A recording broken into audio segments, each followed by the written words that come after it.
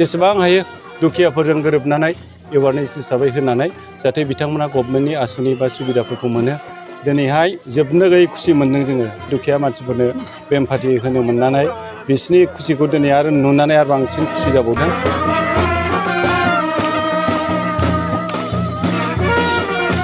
मानव सेवा संघनि बाख्नायथाव हाबाफारि थांनाय माखासे सानफोर सिगांनिफ्राय सुबुं सिबिथायनि खामानि मावबोगासिनो थानाय मानव सेवा संघ मुंनि मोनसे सरकारि नङै फसंथान NGOआ क'क्राझार जिल्लानि सिङाव थानाय दतमा हालामनि गोथैबारि गामियाव ओनसोलनि रायजो राजाफोरनि हान्थामेला खाबुनि थाखाय गंसे दालां लुफुंनानै होदों।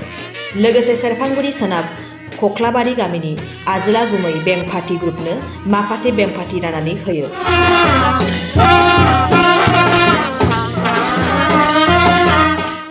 मानव सेवा संघनि आफादगिरि बिरखां बर', गाहाय नेहादारि नाराथन रय आरो गाहाय बोसोनगिरि बिनोद कुमार ब्रह्मआ दिनै गोथैबारि गामियाव दालां लुफुंनानै होनायजों लोगोसे बेंफाथि दामग्रा हान्जानो माखासे बेंफाथि राननानै होयो।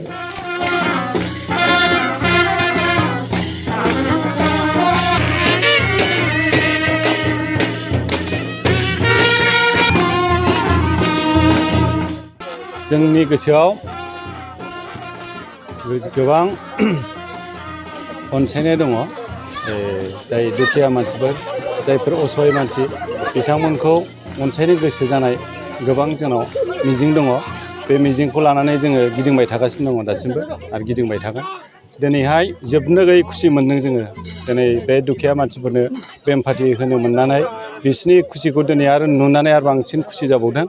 थिग बिदिनो जोङो सान्दों जोंनि जिउनि मोनफ्रोमबो बुब्लिया बेबायदिनो दुखिया मानसिफोरजोंहाय लोगो जानानै मोनसे रंजानाय मोजां परिबेस, गावजों गाव अनलायनाय मोनसे गोथार परिबेस जोंनि समाज ससाइटियाव सफैथों। बे जिनिसखौ जोंनिफ्राय जोङो लुबैदों आरो बे लुबैनायनि थाखायनो जोङो दिनै बेबायदि खामानिखौ मावगासिनो दं। नंगौ, दालांखौ लुनानै होनाय जादों।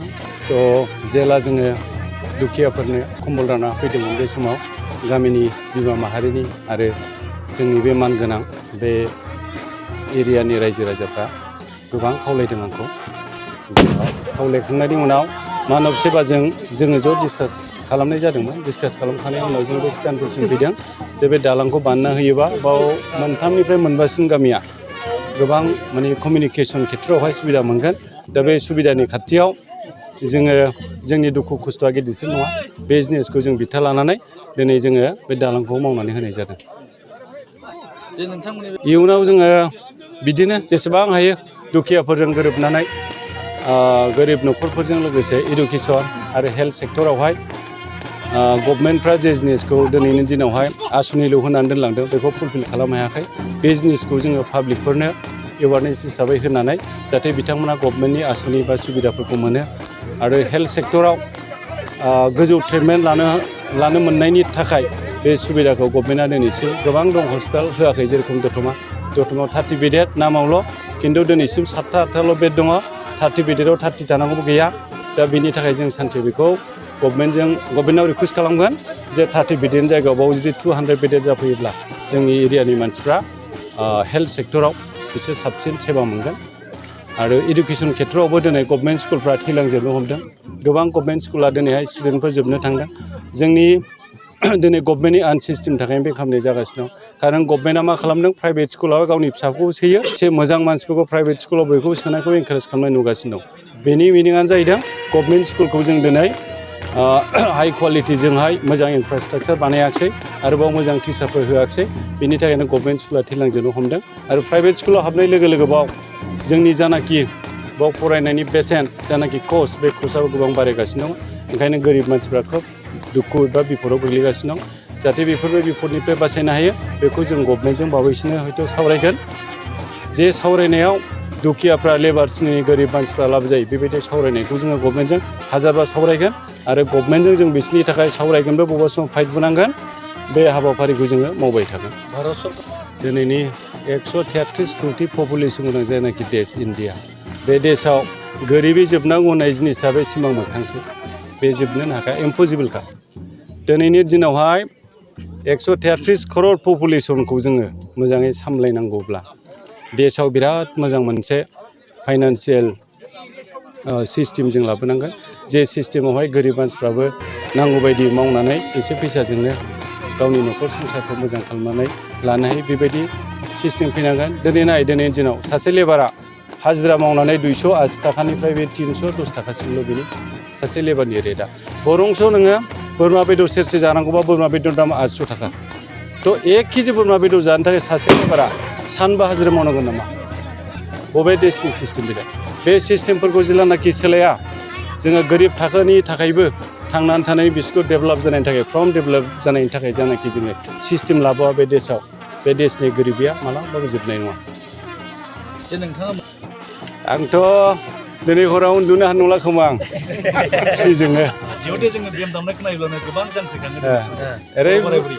ओरैबायदि खुसि मोन्दों माने दा मोनायाव हयथ' आं उन्दुनो हाबो जानो हासिगौ मोजां मोननायजोंनो हयथ' आरो आं सिमाङाव फैनोबो हागौ बेम दामनाय आरो दिनैनि साननै सिगां बेमखौ जेला बायना लाबोयो बे दिनाव आङो मोनसे गामियाव आंखौ लेंहरदोंमोन आंनि गारियाव गांब्रै कम्बल दङमोन बे कम्बलखौ आं बे गामियाव हैनो मोननानै ओइदिनखालि उन्दुनो हायाखै आं ओरैबायदि दुखिया फेमिलि जे फेमिलिया बे कम्बलखौ मोननानै माने सानसे बिसोरो जानाखि गोजांनायजों फाइट खालामबाय थायोमोन बे फाइटनिफ्राय बिसोर बारग'नो हादों दा बिसोरनि बे बारग'नायनि जानाखि मोनफुंनाय बेखौ सानो आंनि लाइफआव गोजोननायावनो रोखोम फैबाय बबेबा समाव थाखा खामायनायावबो गोजोननाय फैयो बबेबा समाव सोरनोबा सनमान होजानानैबो गोजोननाय फैयो बबेबा समाव सोरनिफ्रायबा मोननानै फैयो खिन्थु आंनि गोजोननाया होनो मोननानैसो बांसिन थायो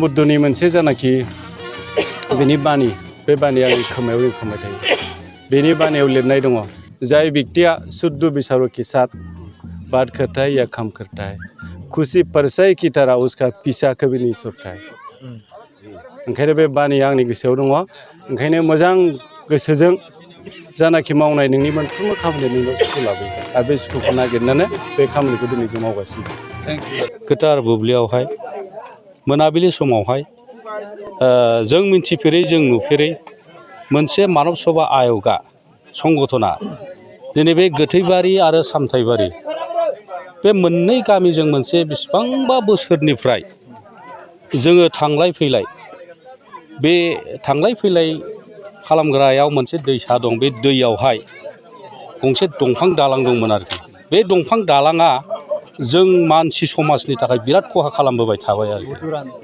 दा जों बेखौ गोदोनिफ्रायनो रायजो जाबोनाय गरिब गामिफोर जों नांगौ रोखोमनि जेन'बा जेसेबां रोखोम जोङो RCC दालां बा माबा मोनसे दंफांनिखौनो मोजां रोखोम फेसिलिटि खालामनानै लुनानै लानो हानाय जायाखै आरो जोंनाव गोबां सरखार थांबाय गोबां सरखार फैबाय गोबां MLA MCLA MP थांबाय नाथाय जोंनि जायगायावबो बिथांमोनखौ गोदोनिफ्रायनो बिराद सापर्ट होबोदोंमोन नाथाय जोंनाव बे गंसे दालांनि थाखाय बिथांमोनहा रावबो माने आखाइ फोलावबोआखै दा जों बिनि थाखाय दुखु मोनदों खिन्थु दिनैनि दिनावहाय हठात जोंनि गोसोआव मोनसे बिराद गिदिर रंजाखांनाय आरो जों मोनसे बिराद दोहौ फैदों आरोखि बे एरियानि गामि रायजो राजा आं स्वयं बे सामथाइबारि गामिनि गावबुरा आं दहाय फुङाव मोनथिनानै ओरैबायदि गोजोननाय मोन्दों मा बेलाय मानब माने सेबा संघ मा जिनिस बेलाय बास्तबाव जों मोनथिबाय जे जोंहा स्वयं जोंनिनो BCDCनि सिङाव थानाय जों बापि होननानै बुङो जोंना जेन'बा दतमा समस्थियानो ओमफ्राय जोंना BCDCआ हगमाबिलानो गोलैयो दा जोंनि समस्थिनिनो सासे फार्स्ट क्लास कन्ट्रेक्टरानो बे आफादनि प्रेसिडेन्ट जानानै दिनै जोंनि जायगायाव बेसेबांबा बोसोरनि जेनेबा खहा जानाय थानांखौ सुफुंनो फैबाय जों बेवहाय ओरैबायदि गोजोननाय मोन्दों दिनै जों बे आफादखौ खौथि खौथि साबायखर होगोन आरो बिथांमोन बादि माने आफादाव जों बयबो ज' जानानै जों बयबो बारसोमनानै जों समाजखौ सिबिनो जों रायजो राजाखौ सिबिनो गोरिब थाखोफोरखौ हानायमानि एसेबाबो हेल्प खालामलांनानै जोङो जोंनि गासिबो जेन'बा दिनैनि दिनावहाय BTR बासियाव थानाय रायजो राजाफोरखौ सिबिलांनो दिनै जे रुमनि आश्रमनि मानब सेबा संघआ जोंखौ अनसायनानै जोंनि आर'जलाइ होनायाव गोसो जानानै अननानै जोंनो जे बे जिनिसखौ हरदों जों बेवहाय रोजा रोजा जोंहाय गोजोननाय दं मा नाम होनो आयं नोंसिनि बे बेम पार्टि जोंखौ माबा आजोला गुमै पश्चिम खलबारि सोनाब खलबारि होनदो आजोला गुमै सोनाब खलबारि बेम पार्टि पार्टी